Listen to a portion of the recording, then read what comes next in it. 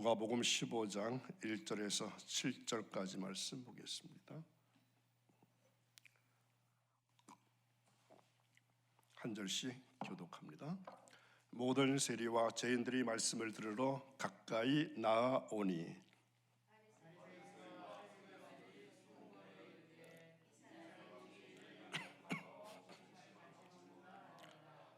예수께서 그들에게 이 비유로 이르시되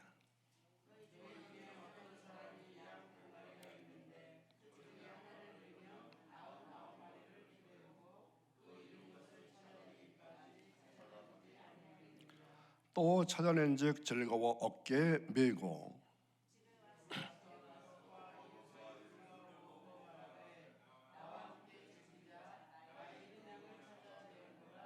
함께 있습니다.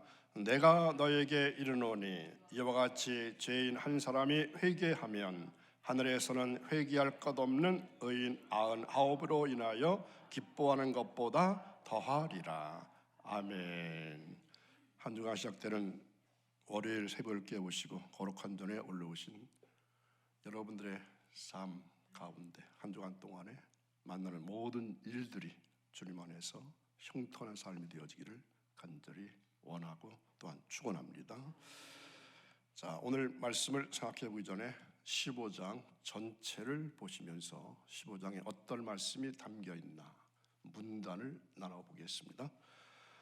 바리새인의 초대를 받아들인 유대 사회의 이 지도급 인물들과 교제를 나누었던 이 14장의 내용과는 달리 15장에 와서는 당시 경멸의 대상이라고 했던 세리들과 그리고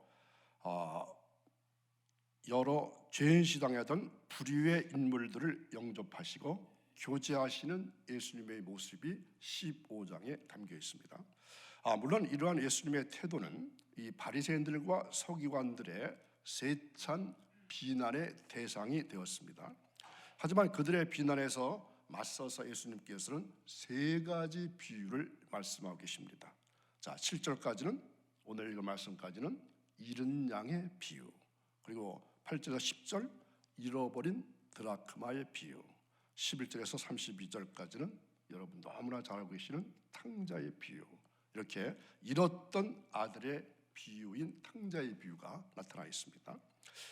이 세 가지 비유는 모두 다 잃은 것에 초점을 두고 있습니다. 따라서 잃었던 것을 다시 찾기 위해서 애쓰는 주인, 여자, 아버지의 사랑이 뚜렷하게 부각되고 있습니다.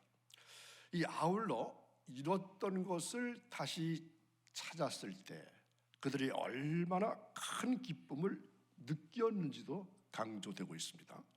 결국 이와 같은 15장에 나타나 있는 세 가지 비유는 죄인들이 회개에 대한 하나님의 사랑과 기쁨을 주제로 하고 있습니다.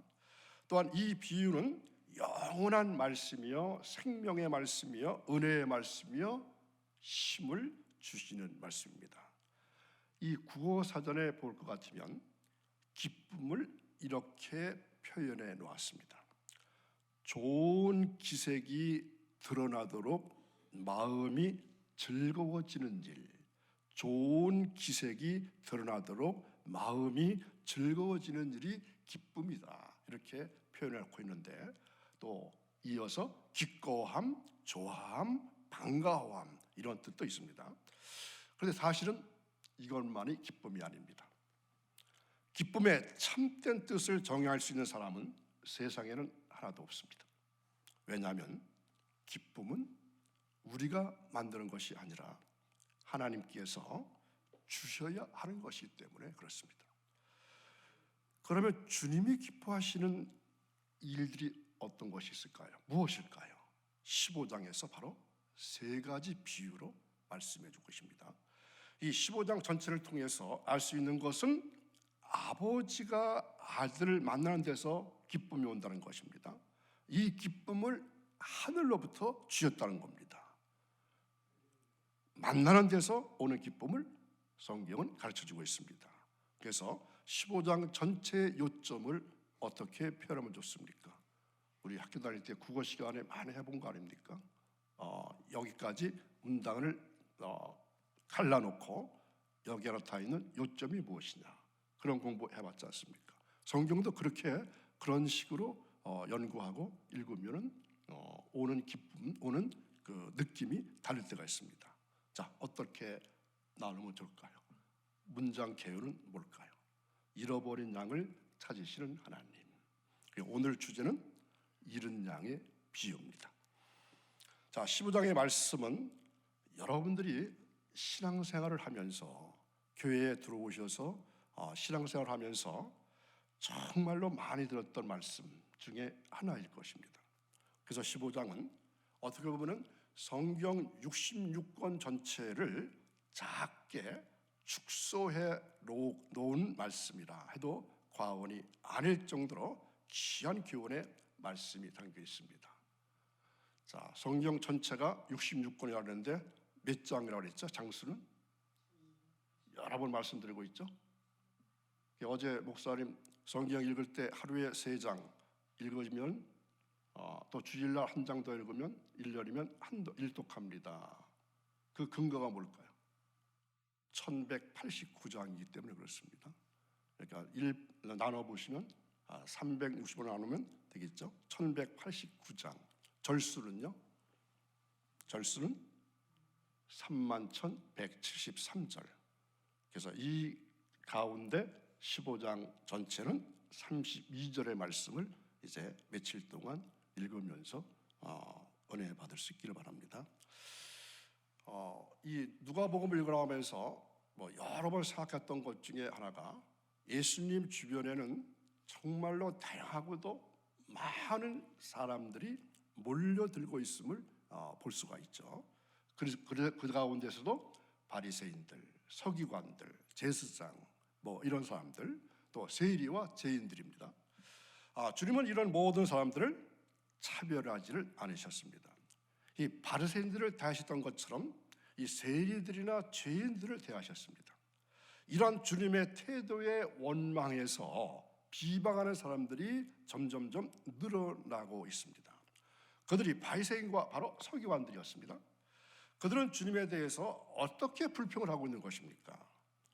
이 사람이, 예수님이 죄인을 영접하고 함께 음식을 먹는다, 이러한 불평입니다. 바리새인들은 왜 예수님께서 죄인들을 영접하느냐 하는 겁니다.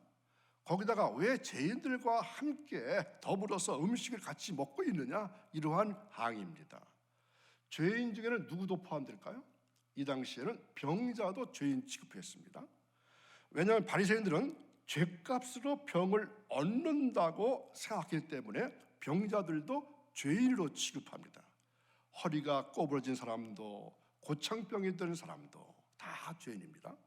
이러한 죄인을 영접하는 것만도 못 봐주겠는데 왜 이들과 함께 음식을 같이 먹고 즐거워하고 반가워하고 거기다가 기뻐하느냐, 이런 얘기입니다.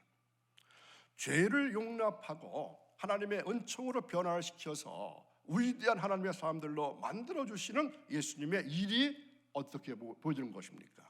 아주 못마땅하게 보여지는 것입니다. 자, 유대인 사람들에게 있어서 이 목양, 양을 치는 것은 저들의 생업 가운데 아주 중요한 사업이죠. 하지만 이러한 중요성에 비해서 목초지는 정말로 부족합니다. 양들을 제대로 방목할 곳이 너무나 부족합니다. 목초지는 주로 팔레스타인 땅의 남북을 가로지르는 고지대에 형성되어 있습니다. 이 고지는 그리 넓지 않습니다. 바로 광야와 연결되어 있는 낭떠러지가 많아서 아주 심히 위험한 곳들이 너무 많습니다. 따라서 양들은 종종 길을 잃어버리거나 이 맹수들의 습격을 받곤 합니다. 따라서 목자들은 쉴 틈이 없이 양들의 행방을 감시해야 했고, 또 굶주린 맹수들의 습격까지도 막아내야 했습니다. 또한 어떤 때는 여러 날을 양들 틈에서 함께 노숙을 하면서 양들의 안전을 도모합니다. 그런데 양들은 대개 이 개인의 소유이기보다는 동네의 공동 소유가 더 많았다는 겁니다. 그래서 목자들은 이틀이나 3일 동안을 이 한 계주로 해서 이 교대하면서 이 양들을 돌보는 겁니다. 이 목자들은 양들을 방목할 목초지의 지리에 박습니다. 어디 가면은 목초지가 있다. 그래서 양을 찾는데 아주 천부적인 그러한 자질을 가지고 있었습니다. 더욱이 목자들은 이 남들은 사명감과 또 투철한 책임감을 지니고 있어서 양들 중에 하나라도 잃어버리게 될 것 같으면 목자들 가운데 아까 두세 사람이 한 줄 알았지 않습니까? 두세 사람 중에서 한 사람이 남아가지고 끝까지 그 양을 찾아가지고 동네로 돌아오는 겁니다.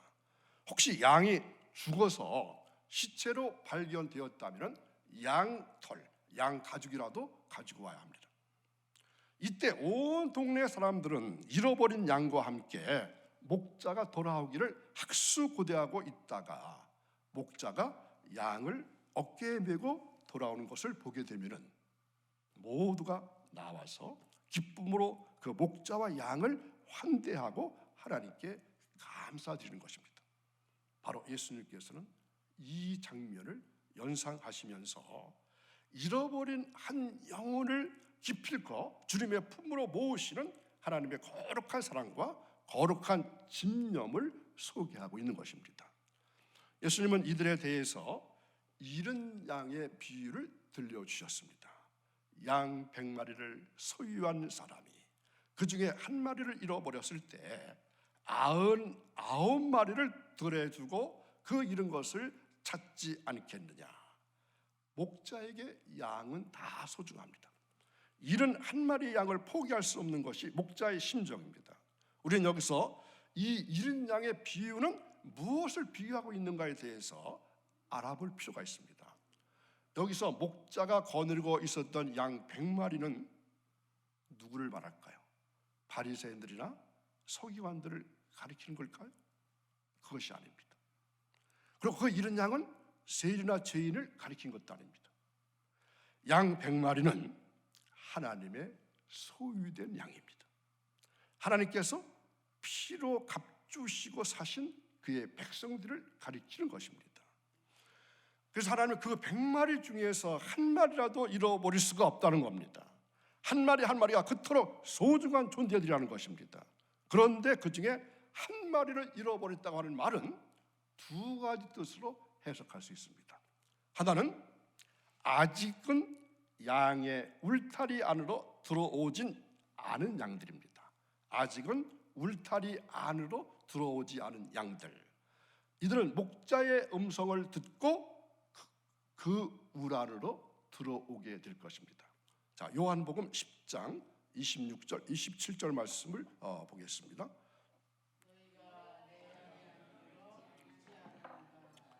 내 양은 내 음성을 들으며 나는 그들을 알며 그들은 나를 따르느니라. 아멘. 내 양이 아니므로 믿지 아니한다. 내 양은 내 음성을 들을 수 있다. 이러한 의미에서 볼 때 예수님은 잃은 양을 찾으러 오신 분입니다. 이 잃은 양을 찾는 운동이 뭘까요? 바로 전도입니다. 잃어버린 양을 찾는 게 바로 전도입니다. 그 다음에 이 잃은 양은 울타리 밖으로 나간 양을 가리킵니다. 그들은 목자를 따른 생활을 하는 중에 목자를 잃어버린 것입니다. 어떤 사람은 시험을 만나 잃어버렸습니다. 어떤 사람은 돈의 미혹을 받고 혹은 우는 사자처럼 찾는 마귀의 함정에 빠지고 혹은 생활의 염려나 이단의 유혹에 빠져서 길을 잃어버리게 되는 것을 말합니다. 목자 되신 주님은 이들 잃은 양떼들을 결코 포기하지 않으십니다. 목자이신 주님께서는 그들의 존재가 너무나도 소중하기 때문입니다. 이사야서 49장 15절 말씀을 보겠습니다. 여인이 어찌 그 젖먹는 자식을 잊겠으며 자기 태에서 난 아들을 긍휼히 여기지 않겠느냐. 그들은 혹시 잊을지라도 나는 너를 잊지 아니할 것이라. 아멘. 이 말씀은 잃은 양에 대한 목자이신 주님의 심정을 표현하신 말씀입니다. 잃은 양을 찾는 기쁨이 얼마나 큰 하나님의 기쁨이 되시는가에 대해서 주님은 이렇게 말씀하시죠. 죄인 하나가 회개하면 하늘에서는 회개할 것 없는 의인 99을 인하여 기뻐하는 것보다 더하리라. 목자가 잃어버린 양을 찾았을 때 즐거워하며 어깨에 메고 돌아와서 이 잔치를 벌일 정도로 기쁜 것처럼 잃은 양을 찾는 주님의 심정이 그러할 것이다, 그러하시다는 것을 나타내고 있습니다. 자, 여러분, 회개할 것이 없는 99마리 양, 이미 목자의 울 안으로 들어온 양들을 말합니다. 이 비유는 마치 많은 자식을 거느린 아버지가 그 중에 한 아들을 잃어버렸을 때 그 애태하는 심정은 자식이 많다고 위로받을 수 있는 것이 아니라는 겁니다. 그리고 그 잃어버린 아들을 찾았을 때의 기쁨은 집에 있는 여러 자식으로 인해서 가져오는 기쁨보다 더하다는 것입니다. 주님은 이런 양의 경우를 10드라크마를 소유한 어느 한 여인이 그 잃은 한 드라크마를 찾는 모습과 찾은 후에 기쁨으로 비유하심으로 해서 죄인 하나의 회개함이 하나님께 얼마나 큰 기쁨이 되는가에 대해서 말씀하신 것입니다. 여기에서 전도의 중요성을 우리가 다시 한번 느껴볼 수 있는 부분입니다.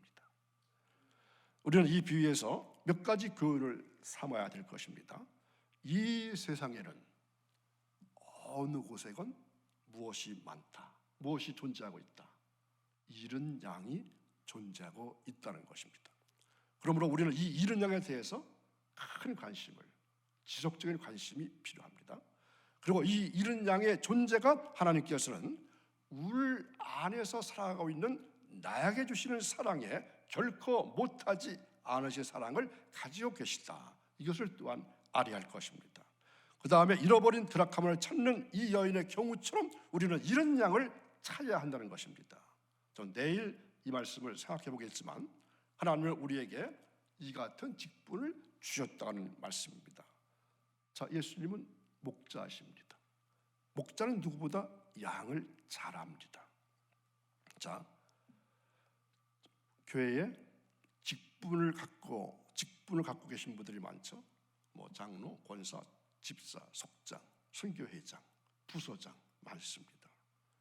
특히 선교회장님들이나 속장님들은 회원들이나 속도원들을 잘 알고 관리해야 합니다. 왜 그런지 아십니까? 양은 첫째로 멋대로 사는 본능적인 성질이 있습니다.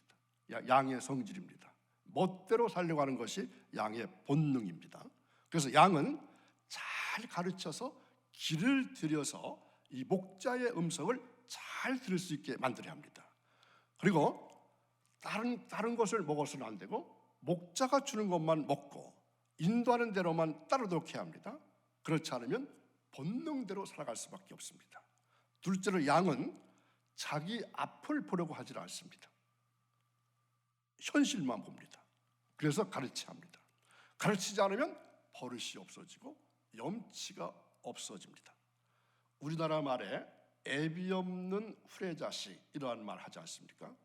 이 말은 어떤 뜻이죠? 배우는 것이 없는 사람이다, 버릇이 없는 사람이다, 이런 뜻일 것입니다. 그리고 양은 주의성이 없습니다. 부주의하기 때문에 길을 잃어버립니다. 잘 잃어버립니다. 길을 잃으면 다시 찾지를 못합니다. 길칩니다. 넷째는 목자를 또 잘 잃어버립니다. 그래서 방황하기를 잘합니다. 양이 목자를 잃어버리는 것은 생명을 잃는 것이나 마찬가지입니다. 양은 꼭 목자가 있어야 합니다. 선한 목자는 양을 사랑합니다. 그리고 양을 위해 죽습니다. 왜냐하면 양의 생명 하나를 어떻게 여기기 때문에 온 천하보다 귀하게 여겨주시는 이가 목자이신 예수님 뿐이기 때문에 그렇습니다. 그런데 여기서 강조점이 하나 있습니다. 많은 교회들이 목자가 찾아가는 것만 강조합니다. 맞습니까? 물론 그래야 합니다. 그런데 사실은 양들이 잃어버린 목자를 찾아와야 합니다. 이런 말씀을 못 들어보셨죠? 목자인 여러분들이, 목자인 속장님들이, 목자인 선교장님들이 잃어버린 회원들을 찾으십시오. 그런데 반대로 잃어버린 회원들이 속장을 찾아와야 되고 선교회장을 찾아와야 되는데 그게 현실적으로는 어렵죠. 우리가 다 양이기 때문에 양이 목자를 찾아야 합니다. 양이면서도 염소로 사는 것은 목자를 찾지 않는 삶입니다. 목자가 양들을 찾는 것은 바로 기본 구원입니다. 기본 구원의 의미를 아시죠? 내가 예수를 믿고 그 예수님을 내 구세주로 영접하고 믿고 의지하면 나는 그 순간부터 구원은 받은 사람이다. 이것은 기본 구원입니다. 가장 기본되는 구원입니다. 그러나 상급 구원부터는 내가 해야 할 일들이 많이 있습니다.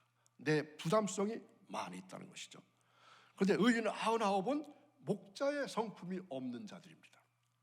죄인으로 혹은 허리가 꼬부러지고 고창병으로 혈류증을 앓으면서 사는 자들을 보고도 외면하고 있습니다.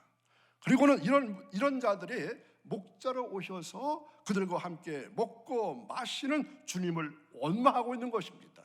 한 마리의 양도 거들떠보지 않던 사람들이 목자로 오신 예수님께서 그 잃어버린 양을 찾기 위해서 애쓰는 모습을 보고 오히려 주님을 원망하고 있다는 얘기입니다. 바리새인과 서기관들을 목자가 오셨는데도 만나지를 못했습니다. 그러나 세리와 죄인들은 목자를 만났습니다. 주님은 목자인 당신을 찾을 사람들을 만났을 때에 어떻게 하신다고요? 즐거워서 그 양을 어깨에 메고 내 잃은 양을 찾았다고 하시면서 기뻐하신다고 했습니다. 목자가 양을 만나는 것은 즐거우며 행복이요 신나는 일입니다.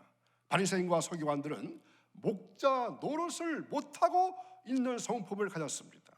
그래서 목자 노릇을 버렸고 전도하는 일을 버렸습니다. 한 식구가 나타나지 않아도 챙기려고 하지를 않습니다.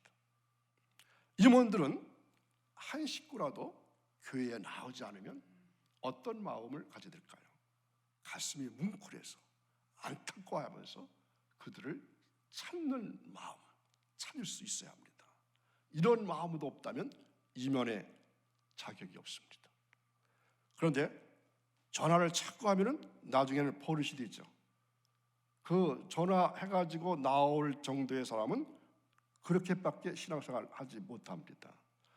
그러다가 자꾸 전화하다가 한두 번 하지 않으면 뭐라 그러죠?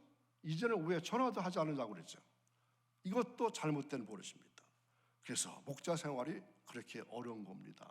이러지도 못하고 저러지도 못할 때가 많습니다. 또 이래도 문제, 저래도 문제가 될 경우들이 많습니다. 이것은 제가 말씀드린 것은 선교회장을 해봤거나 아니면 속장을 해보신 분들은 알 수 있는 마음일 것입니다. 그러니까 오늘 속장님, 선교회장님들은, 부서장님들은 다 누구라고요? 목자의 심정을 가져야 합니다. 주일날 한 사람이라도 안 나왔으면 왜 안 나왔나? 왜 안 나왔을까? 궁금해하고 전화해보고 또 찾아가보고 만나보고 이게 목자의 심정입니다. 우리는 섬기는 데서 만나는 데서 도와주는 데서 기쁨을 얻으려고 해야 합니다. 뺏고 무찌르고 짓밟고 미워하고 남이 안 되는 것을 보고 즐거워하고 기뻐할 줄 알면 안 된다는 것입니다. 자, 한 드라카마를 잃은 한 여인은 잃은 동전을 찾는데 어떻게 했죠? 등불을 켜고 또 집을 쓸며 부지런히 찾았다고 했습니다. 이 말씀은 잃은 양을 찾는 우리의 태도를 가르쳐 주신 것입니다. 등불을 켜야 합니다. 이 등불은 무슨 등불일까요? 복음의 등불입니다. 이 등불은 잃은 양을 부르는 목자의 음성입니다. 그 다음에 집을 쓸어야 합니다. 이 쓰는 모습이 누가복음 14장 21절에 나타나 있습니다. 자, 어떤 마음으로 쓸어야 될까요? 누가복음 14장 21절, 종이 돌아와 주인에게 그대로 고하니 이에 집주인이 노하여 그 종에게 이르되 빨리 시내 거리와 골목으로 나가서 가난한 자들과 몸 불편한 자들과 맹인들과 저는 자들을 데려오라 하니라. 아멘. 이것은 어때의 모습일까요? 바로 전도의 모습입니다. 한 영혼을 귀하게 여기서 빨리 데리고 오라고 하는. 그 다음에 부지런히 찾아야 합니다. 우리는 이 잃은 양을 찾는 일에 게을러서는 안 됩니다. 열심으로 찾고 부지런히 찾아서 그들을 우리의 목자이신 예수님 앞으로 인도해서 하나님께 기쁨을 드리는 성도가 되어야 합니다. 예수님 당시 유대 정통파 교인들, 그 서기관들과 바리새인들은 세리와 죄인들을 구원의 소망이 전혀 없는 자로 여기고 그들과의 교류를 일체 끊고 살았던 사람들입니다. 그들은 생각하기를 세리와 죄인은 반드시 멸망할 것이다, 이렇게 확신했기 때문입니다. 비록 인간들은 죄인들에 대한 구원의 희망을 포기했지만 하나님은 끝까지 희망을 포기하지 않으십니다. 하나님은 생명의 길에서 떠나서 유리방하는 한 영혼 한 영혼을 찾기 위해서 어떠한 희생, 어떠한 수고도 마다하지 않으시고 거룩한 집념으로 찾으실 때까지 찾고 또 찾으시는 것입니다. 그리고 되찾은 죄인에 대한 큰 기쁨을 가지시면서 천국에서 즐거운 잔치를 베풀기까지 하십니다. 진실로 우리 모두는 이미 이 큰 사랑과 이 큰 은혜를 받은 자들입니다. 이제 우리는 하나님의 이 거룩한 마음을 본받아서 마치 목자의 심정처럼 길 잃은 한 영혼을 하나님께 데려오기 위해서 어떻게 해야 될까요? 애쓰고 노력하고 온 정열과 시간을 투자해야 할 것입니다. 특별히 오늘 각 부서의 부서장님들, 선교회장님들, 속장님들은 이 예수님의 마음을 정말로 한번 살펴보시고 내가 맡은 속회, 선교회, 부서 잘 관리할 수 있는 금년 1년이 되어지기를 간절히 바랍니다. 기도하겠습니다. 저희들을 사랑해 주셔서 오늘도 잊지 않고 단잠을 깨우고 거룩한 주님의 전으로 올라와서 주님의 말씀을 받고 기도와 간구와 도고와 부르짖는 기도를 할 수 있도록 큰 은혜 베풀어 주시니 감사드립니다.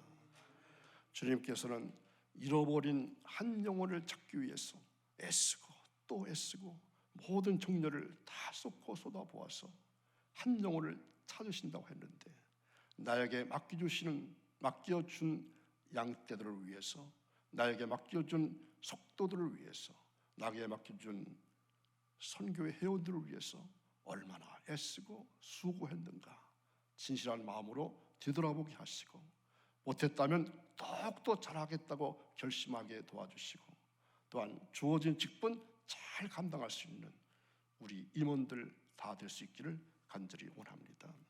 한 주간 되어지는 모든 일들 가운데 주님이 개입하시고 응원하시고 함께해 주셔서 승리의 삶을 살게 해 주옵소서. 하나님과는 더욱더 가까워지게 하시고 마귀와 사탄과는 더욱더 멀어져서 세상을 이기고 사탄을 이기고 나도 이기고 승리하는 한 주간의 삶이 이어지기를 간절히 원합니다. 모든 것 주님께 의지하는 임마누엘 되시는 주님과 동의하는 한 주간이 이어지기를 원하며 예수님의 이름으로 기도하옵나이다. 아멘.